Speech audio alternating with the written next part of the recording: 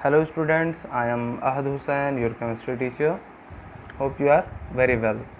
So this is your second lecture of is matter around us pure for class 9th. Okay, so in this lecture we will continue from metals, non-metals and metalloids. So let's see. On the basis of their properties, all the elements can be divided into three groups. तो elements के बारे में हमने पढ़ा है पिछले lecture में कि एलिमेंट्स क्या होते हैं, जो सेम तरह के एलिमेंट से मतलब सेम टाइप के एटम से बने होते हैं, उसको क्या बोलते हैं, हम एलिमेंट बोलते हैं. जैसे hydrogen H2, nitrogen N2, oxygen O2. और जो अलग अलग तरह के एटम से बना होता है उसको क्या बोलते हैं, कंपाउंड. जैसे H2O में क्या है, हाइड्रोजन भी है, ऑक्सीजन भी है. H2SO4 हाइड्रोजन भी है, ऑक्सीजन भी है और सल्फ़र भी है. तो जब अलग अलग एटम्स मिलते हैं और वो कंबाइन होते हैं तो वो क्या बनाते हैं, कंपाउंड बनाते हैं. और जब एक ही तरह के एटम्स मिलते हैं तो क्या बनाते हैं, एलिमेंट बनाते हैं. ठीक है ना बच्चों. तो अब हम लोग on the basis of their properties all the elements can be divided into three groups. अब तीन तरह के ग्रुप में हम डिवाइड कर सकते हैं सभी के सभी एलिमेंट्स को, metals, non metals and metalloid. ठीक है ना. तो we will not discuss these three groups of elements in somewhat details. One by one let us start with metals. तो सबसे पहले हम लोग कहाँ से स्टार्ट करेंगे, मेटल्स से स्टार्ट करेंगे.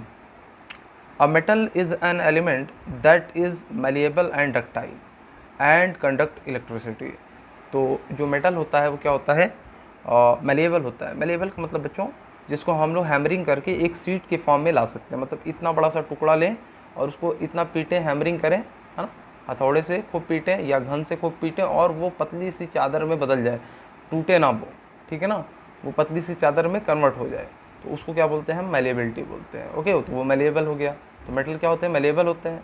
और डक्टाइल होने का मतलब क्या है बच्चों, डक्टाइल होने का मतलब ये होता है कि उनको हम लोग तार के फॉर्म में बहुत लंबा खींच सकें, है ना. मेटल का टुकड़ा हो उसको हम लोग बहुत लंबी तार बना सकें, उसको क्या बोलते हैं, हम डक्टाइल बोलते हैं. ठीक है. तो a metal is an element that is malleable and ductile and conduct electricity. तीसरी बात क्या है कि मेटल वो चीज़ होगी जो इलेक्ट्रिसिटी कंडक्ट करेगी. क्यों, क्योंकि मेटल्स में फ्री इलेक्ट्रॉन्स पाए जाते हैं. ये आगे चल के आप लोग देखेंगे. ठीक है. तो क्या सर मेटल टूटता नहीं है, नहीं बच्चों. एक सर्टेन फोर्स उसके जो फंडामेंटल पार्टिकल्स उसके बीच में होता है वो टूटेगा भी, लेकिन इतना आसानी से नहीं. डक्टाइल होने का मतलब बहुत ज़्यादा उस पर आप सीट के फॉर्म में या वायर के फॉर्म में ड्रॉ कर सकते हैं. हाँ, काटा जा सकता है, काटा जा सकता है. आप हिट करिएगा, प्रेशर अच्छा खासा मिल गया तो वो कट जाएगा.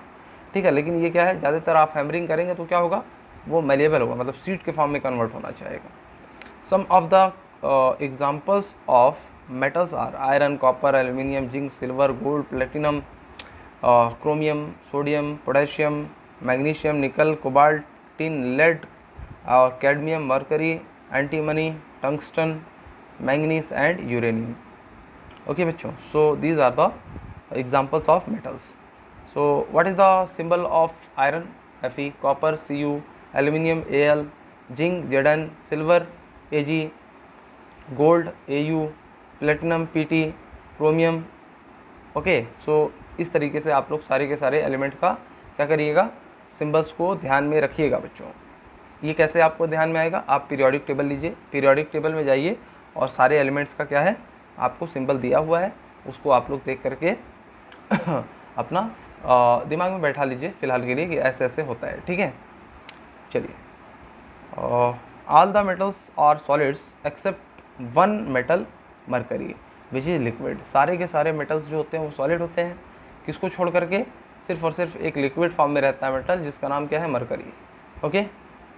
और एक्स्ट्रा कुछ बता देते हैं मरकरी के बारे में. मरकरी इज़ द मतलब बहुत हैवी ये मेटल होता है. Although it is in form of liquid but it is 13.6 time greater than water. In what respect, in the respect of density. मतलब डेंसिटी के टर्म में बात करें तो वाटर की जो डेंसिटी होती है ना बच्चों, उससे मरकरी की डेंसिटी 13.6 टाइम ज़्यादा होती है. इसका मतलब अगर हम 1 लीटर पानी ले रहे हैं तो उसमें 1 किलोग्राम क्या होगा, वाटर होगा. अगर 1 लीटर मरकरी ले लिए तो कितना होगा, 13.6 किलोग्राम मरकरी होगा वो. ठीक है बच्चों. तो चलिए, ये एक्स्ट्रा हो गई knowledge.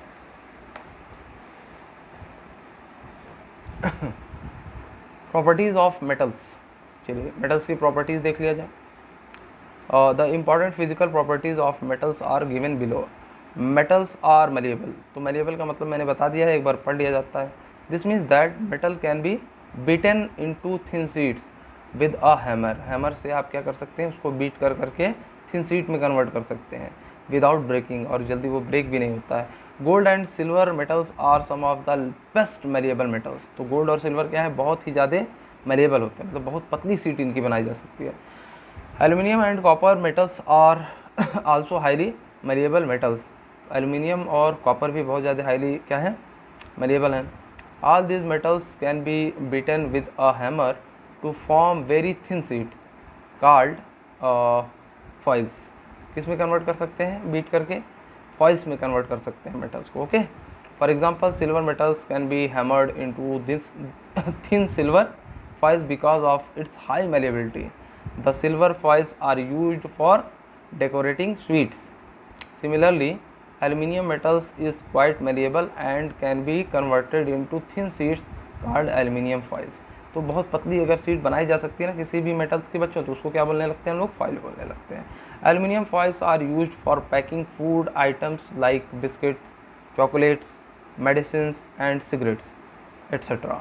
Milk bottle caps are also made of aluminium foil. जो मिल्क का बॉटल होता है उसके जो ढक्कन होते हैं ना, वो भी एल्यूमिनियम के ही बने होते हैं। तो aluminium sheets, okay, aluminium sheets are use for making cooking utensils. Aluminium की शीट और किस लिए यूज होती है, जो खाने के बर्तन वगैरह होते हैं उसके लिए यूज किया जाता है। Copper metal is also highly malleable. Copper का जो मेटल होता है वो भी बहुत ज़्यादा मेलिएबल होता है। So copper sheets are use to make utensils of and other containers. तो कॉपर के भी सीड्स का हम लोग क्या करते हैं, यूज कर लेते हैं, जो मतलब इसी सब यूज में आता है। ठीक है, दस malleability is an important characteristic properties of metal. तो इतना बस समझना था, ये डार्क लाइन आपको सही से आनी चाहिए, है ना। बाकी एक्सप्लेनेशन आप लोग अच्छे से एक बार पढ़ लीजिएगा। चलिए, मेटल्स आर डक्टाइल। डक्टाइल का मतलब क्या बताया हमने बच्चों, जिसको एक थिन वायर के फॉर्म में ड्रॉ किया जा सके। मेटल को आप ऐसा करिए कि वो टुकड़ा जो है वो क्या हो जाए, गर्म करके ऐसा करिए कि वो वायर के फॉर्म में खिंच जाए। तो ऐसी प्रॉपर्टी क्या बोलते हैं, डक्टिलिटी। तो मेटल्स आर डक्टाइल। मेटल के अंदर क्या प्रॉपर्टी होती है कि इसको थिन वायर में ड्रॉ किया जा सकता है। This means that metal can be drawn और stretched into thin wires. All the metals are not equally ductile. सारे के सारे मेटल इक्वली डक्टाइल नहीं होते हैं। Some are more ductile than the others. Gold and silver are among the best ductile metals. Gold और silver मतलब सोना और चांदी जो है ये बहुत ही ज़्यादा डक्टाइल होता है। For example just 100 milligrams of a highly ductile metal like silver and can be drawn into thin wire about 200 metre long. मतलब 100 मिलीग्राम मतलब कितना हुआ बच्चों, थोड़ा सा हुआ। अब इतने मिलीग्राम किसको, सिल्वर को, कितना लंबा हम वायर में इसको ड्रॉ कर सकते हैं, 200 मीटर लंबे। अब सोच लीजिए कितना ज़्यादा डक्टाइल है। Copper and aluminium metal are also very ductile and can be drawn into thin wires which are used in electrical wiring. तो कॉपर और एल्यूमिनियम जो होता है बच्चों, इसको ये भी क्या है, डक्टाइल होता है, और इसको हम लोग क्या करते हैं, इलेक्ट्रिकल वायरिंग में इसी का यूज करते हैं। कॉपर एंड एल्यूमिनियम मेटल्स का डक्टाइल बना करके इसको वायर बना करके लोग यूज करते हैं। ठीक है, the ductility is another important characteristic properties of metal. तो डक्टिलिटी भी एक मेटल्स की बहुत इंपॉर्टेंट प्रॉपर्टी है। From the above discussion we conclude that metals are malleable and ductile. It is due to the properties of malleability and ductility that metals can be given different shapes to make various articles. तो ductility और इसकी जो है malleability की वजह से क्या है, अलग अलग तरह के शेप में इसको बनाया जा सकता है किसी मेटल को। ठीक है ना, तो आप अच्छे से पढ़ के इसको समझेंगे बच्चों। चलिए, metals are good conductor of heat and electricity. Good conductor होते हैं हीट और इलेक्ट्रिसिटी के। This means that metal shows heat and metal allow heat and electricity to pass through them easily. Metals क्या करते हैं, अपने अंदर से हीट और इलेक्ट्रिसिटी को पास होने देते हैं आसानी से। Metals are generally good conductor of heat. अच्छे कंडक्टर होते हैं मेटल्स जो होते हैं, हीट के अच्छे कंडक्टर होते हैं। The conduction of heat is also called thermal conductivity. तो टर्म्स को आप समझते जाइए। जो कंडक्शन ऑफ हीट है इसको और क्या बोलते हैं हम लोग, थर्मल कंडक्टिविटी। तो silver metal is the best conductor of heat. Silver metal क्या होता है, सबसे बेस्ट कंडक्टर होता है हीट का। It has the highest thermal conductivity. तो जो मतलब कंडक्ट करता है हीट को, उसके पास क्या होता है, थर्मल कंडक्टिविटी होती है अपनी। और किसके पास सबसे ज़्यादा होता है, सिल्वर के पास। Copper and aluminium metals are also very good conductor of heat. The cooking utensils and water boilers etcetera are usually made of और कॉपर और aluminium metals because they are very good conductors of heat. तो जो हमारे cooking utensils होते हैं और water के boilers जो होते हैं वो जनरली किसके बने होते हैं, कॉपर के या एल्यूमिनियम के बने होते हैं, ठीक है ना, जो कि क्या है, बहुत अच्छा कंडक्टर है किसका, हीट का। The poorest conductor of heat among the metals is lead. जो सबसे पोरेस्ट कंडक्टर है मेटल्स में हीट का, वो क्या कौन है, लेड। पीबी इसका फॉर्मूला होता है, मतलब सिंबल होता है। Mercury metal is also a poor conductor of heat. Mercury भी क्या है, पुअर कंडक्टर ऑफ हीट है। Okay, metals are good conductor of electricity. Metal electricity को भी अच्छे से कंडक्ट कराता है। The metals offer very little resistance to flow of electric current.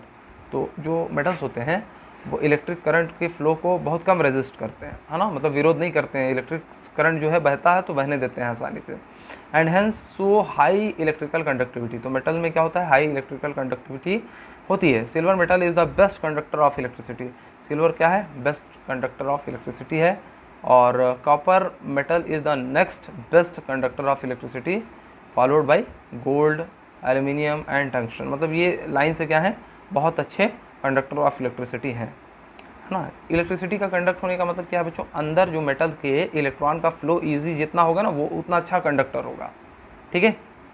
और लेड में क्या होता है कि वो बैड कंडक्टर हो जाता है। लेड के आइटम बहुत हैवी होते हैं, उसमें इलेक्ट्रॉन का फ्री मूवमेंट उतना अच्छा नहीं हो पाता है जितना कि गोल्ड में हो जा रहा है, सिल्वर में हो जा रहा है ना, उतना अच्छा लेड में नहीं होता है। The electric wire are made of copper and aluminium metals because they are very good conductors of electricity. तो कॉपर और मेटल एल्यूमिनियम जो है बहुत अच्छे कंडक्टर ऑफ इलेक्ट्रिसिटी होते हैं, इसलिए इसका इलेक्ट्रिक वायर बनता है। The metals like iron and mercury offer comparatively greater resistance to the flow of current. जो कॉपर और मरकरी है ना बच्चों, सॉरी आयरन और मरकरी हैं, वो क्या करते हैं, थोड़ा सा ज़्यादा रेजिस्टेंस शो करते हैं गोल्ड और सिल्वर एल्यूमिनियम के मुकाबले। So they have lower electrical conductivity. तो आयरन और मरकरी के पास क्या होता है, कंडक्टिविटी जो है इलेक्ट्रिकल बहुत ही कम होती है, मतलब औरों की अपेक्षा। वैसे तो आप होती ही है, बहुत तगड़ा झटका मारेगा, ऐसा कभी मजाक मत करिएगा आयरन ला करके लाई सॉकेट में डाल के देखा जाए, है ना, ऐसा ना करिएगा बच्चों। औरों के मुकाबले थोड़ा कम होती है। और जनरली इसको आप अगर झटके को महसूस करेंगे ना किसी जगह लगा करके, तो आपको लगेगा हाँ कि कोई फ़र्क नहीं है। चलिए फोर्थ पॉइंट देख लेते हैं, प्रॉपर्टीज़ ऑफ मेटल्स में। Metals are lustrous. लस्टरस का मतलब क्या होता है बच्चों, साइन करना, चमकना। And can be polished. और मेटल को क्या किया जा सकता है, पॉलिश किया जा सकता है। For example gold, silver and copper are shiny metals and they can be polished. The property of metal of having a shining surface is called metallic lustre. Okay, तो उनके पास क्या होता है, मेटल्स के पास साइनिंग सरफेस होता है ना, उसमें क्या होती है, चमक होती है, ठीक है ना। उस पर लाइट रेस पड़ेंगी तो क्या होगा, स्मूथ रिफ्लेक्शन होगा, उसकी वजह से क्या होता है बच्चों, सरफेस क्या होती है, लस्टरस हो जाती है, ठीक है, चमकता है। The shiny appearance of metals makes them useful in making jewellery and decoration pieces. तो जो साइनी अपीयरेंस होती है मेटल्स की, उसी की वजह से इसका क्या बनता है, ज्वेलरी बनता है और डेकोरेशन वाले जो भी सामान होते हैं वो बनते हैं। For example gold and silver are used for making jewellery because they are bright and shiny. Gold और सिल्वर, सोना और चांदी क्या होता है, ज्वेलरी बनाने का काम आता है, क्योंकि वो बहुत ही ज़्यादा साइनी होता है और ब्राइट भी होता है ना। The shiny surface of metals makes them good reflector of light. तो जो साइनी सरफेस होता है मतलब स्मूथ सरफेस होता है ना, एकदम प्लेन होता है, इसलिए जो मेटल्स की सरफेस होती है वो अच्छे से लाइट के रेस को क्या करते हैं, रिफ्लेक्ट करते हैं, ठीक है। Silver metal is an excellent reflector of light. Silver का जो मेटल होता है वो बेस्ट रिफ्लेक्टर ऑफ लाइट होता है। अगर कोई शीशा है ना, मिरर के पीछे अगर सिल्वर का पेंट कर दीजिए, सिल्वर कलर का, तो वो बहुत ही अच्छा, मतलब आपको बेस्ट हो जाएगा वो शीशा, ठीक है, वो मिरर आपके लिए बहुत अच्छा हो जाएगा। चलिए दर्पण जिसको हिंदी में बोलते हैं, ओके बच्चों। चलिए ध्यान पड़ गया, वैसे दर्पण वर्पण आपको यूज नहीं करता है, मिरर ही यूज करता है ना। 5th point, metals are generally hard, तो except sodium and potassium which are soft metal. तो सोडियम और पोटेशियम का जो होता है बच्चों, ये थोड़ा सा सॉफ्ट मेटल्स होते हैं, ये आप लोग आगे पढ़ेंगे, जिसको नाइफ से काटा भी जा सकता है, इतने सॉफ्ट होते हैं। बाकी जो है जनरली क्या होते हैं, ये हार्ड होते हैं metals. Most of the metals are hard but all the metals are not equally hard. ज़्यादातर मेटल्स हार्ड तो होते हैं, लेकिन सारे के सारे मेटल बराबर नहीं हार्ड होते हैं, ठीक है ना। The hardness varies from metals to metal. Metal to metal क्या होती है, हार्डनेस वेरी करती है, कुछ ज़्यादा हार्ड होंगे, कुछ कम होंगे। Most of the metal like iron, copper, aluminium etcetera are very hard, they cannot be cut with a knife. There are some exceptions, sodium and potassium are soft metals which can be easily cut with knife। तो sodium और potassium को हम लोग knife से काट सकते हैं, iron को, है ना, कोबाल्ट को, निकल को, एल्यूमिनियम को, ये सबको नाइफ से नहीं काटा जा सकता है। तो सॉफ्ट कौन हुआ बच्चों, सोडियम एंड पोटेशियम हुआ। तो 6th पॉइंट देखते हैं प्रॉपर्टीज ऑफ मेटल में। Metals are usually strong, they have high tensile strength. Okay, this means that metals can hold large weights without breaking. तो मेटल क्या कर सकते हैं, बहुत भारी वेट को बियर कर सकते हैं, ब्रेक नहीं होते हैं, जल्दी टूटते नहीं हैं। For example iron metal in the form of steel. Iron का जो मेटल होता है स्टील के फॉर्म, स्टील जो होता है थोड़ा बच्चों मेटल मिक्सचर होता है हल्का सा, है ना, तो स्टील बनने पे वो क्या हो जाता है, मजबूत हो जाता है। प्योर आयरन आप लाएंगे ना तो वो किसी काम का नहीं रहेगा आपके, स्टील के फॉर्म में वो काम नहीं आता है, ठीक है। तो आयरन का जो मेटल होता है is very strong having a high tensile strength. इसकी टेंसाइल स्ट्रेंथ क्या है, बहुत ज़्यादा है, मतलब वो खींचने पे टूटता नहीं जल्दी। Due to this iron metal is use in the construction of bridges. इसी प्रॉपर्टी के होने की वजह से जो हाई टेंसाइल स्ट्रेंथ है, इसका किस वे में यूज किया जाता है, ब्रिज के निर्माण में, है ना। ब्रिज आप लोग जानते होंगे, बिल्डिंग्स के निर्माण में, रेलवे लाइन्स जो हम बिछाते हैं, हम नहीं बिछाते हैं बच्चों, वो सब जिसका काम वो करता है। तो रेलवे लाइन्स में भी हम लोग मतलब किसका यूज देखते हैं, आयरन का। ओके, और girders, machines, vehicles and chains, है ना, साइकिल की चेन हो गई, गाड़ी की चेन हो गई, किसी भी चीज़ की चेन्स हो गई, उसमें भी हम लोग मेटल का मतलब आयरन का यूज कर लेते हैं। ओके, दो हालांकि most of the metals are strong but some of the metals are not strong. For example, sodium and potassium metals are not strong, they have very low tensile strength। अब उसको आप लोग सोचें कि तान दे थोड़ा सा तो वो क्या हो जाएगा, ब्रेक हो जाएगा तुम्हें। जो सोडियम और पोटेशियम है उसकी टेंसाइल स्ट्रेंथ बहुत कम होती है। Metals are solids at the room temperature, okay, except mercury. Mercury को छोड़ करके which is liquid metals, all the metals like iron, copper, aluminium, silver, gold etcetera are solid at room temperature, only one metal mercury is in liquid state at room temperature। तो mercury जो होता है room temperature पे क्या होता है, liquid होता है, बाकी सारे के सारे मेटल्स क्या होते हैं, सॉलिड होते हैं। Okay, metals generally have high melting point and boiling point. Metals के पास क्या होता है, generally high melting and boiling point होता है। This means that most of the metals melt eight and vaporise at high temperature. इसका मतलब क्या हुआ, high melting point and boiling point का, ज़्यादातर मेटल क्या होंगे, ज़्यादा टेम्परेचर लेंगे वेपराइज होने के लिए। Okay, for example iron is a metal having a high melting point of 1535 degree centigrade. Iron का जो मेल्टिंग पॉइंट है कितना बच्चों, 1535 डिग्री सेंटीग्रेड। इतना ज़्यादा टेम्परेचर आप दे देंगे तो वो मेल्ट हो जाएगा, लिक्विड फॉर्म में आ जाएगा।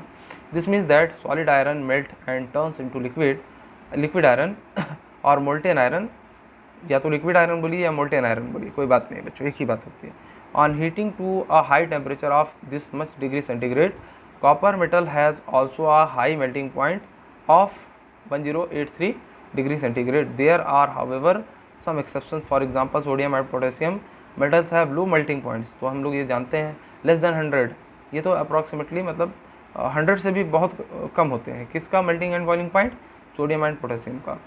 Another metal gallium has such a low melting point that it starts melting in hand।